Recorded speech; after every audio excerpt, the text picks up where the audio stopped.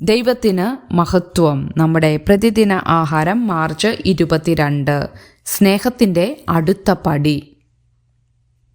നാം വാക്കിനാലും നാവിനാലുമല്ല, പ്രവൃത്തിയിലും സത്യത്തിലും തന്നെ സ്നേഹിക്കുക. യോഹന്നാന്റെ 1-ാം ലേഖനം 3-ാം അധ്യായം 18-ാം വാക്യം. ഒരു എതിരാളിയെ സഹായിക്കുക എന്നത് എത്ര പ്രയാസമുള്ള കാര്യമാണ്. ഒരു റെസ്റ്റോറൻറ്റ് ഉടമയായ വിൻകോസിനിൽ താമസിക്കുന്ന അഡോൾഫോ കോവിഡ് കാലത്ത് പ്രയാസപ്പെടുന്ന മറ്റു ചെറിയ റെസ്റ്റോറൻറ്റ് ഉടമകളെ സഹായിക്കുന്നത് ഒരു അവസരമായി കണ്ടു.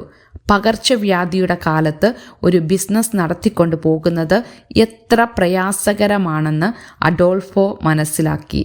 മറ്റൊരു സഹായ സംരംഭം കണ്ട് പ്രോത്സാഹനം പ്രാപിച്ച അഡോൾഫോ തൻ്റെ സ്വന്തം പണം മുടക്കി $2000 വില വരുന്ന സമീപ റെസ്റ്റോറൻറ്റുകളിൽ ഉപയോഗിക്കാവുന്ന ഗിഫ്റ്റ് കാർഡുകൾ വാങ്ങി തൻ്റെ കസ്റ്റമേഴ്സിന് വിതരണം ചെയ്തു.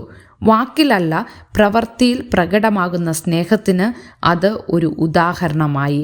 സ്വന്തം ജീവൻ മനുഷ്യന് വേണ്ടി അർപ്പിപ്പാൻ മനസ്സായ യേശുവിൻ്റെ ആത്യന്തിക സ്നേഹത്തിൻ്റെ പ്രകടനം മാതൃകയാക്കി സ്നേഹത്തെ അടുത്ത പടിയായി പ്രവൃത്തിയിലേക്ക് മാറ്റാൻ യോഹന്നാൻ വായനക്കാരെ പ്രോത്സാഹിപ്പിക്കുന്നു.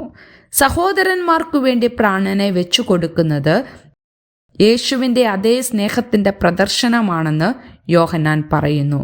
അത് അനുദിന ജീവിതത്തിൽ ഭൗതിക നന്മകൾ പങ്കുവെക്കുന്നത് പോലെയുള്ള പ്രായോഗിക കാര്യങ്ങളിലൂടെയാണ് അത് സാധ്യമാക്കുന്നത്. വാക്കുകൾ കൊണ്ട് സ്നേഹിച്ചിട്ട് കാര്യമില്ല. സ്നേഹം അർത്ഥവത്തായ ആത്മാർത്ഥ പ്രവർത്തികളിലാണ് വെളിപ്പെടേണ്ടത്. സ്നേഹം പ്രാവർത്തികമാക്കുന്നത് പ്രയാസകരമായ കാര്യമാണ്. കാരണം മറ്റുള്ളവർക്കായി വ്യക്തിപരമായ ത്യാഗവും അസൗകര്യങ്ങളും ഒക്കെ അനുഭവിക്കേണ്ടി വരും.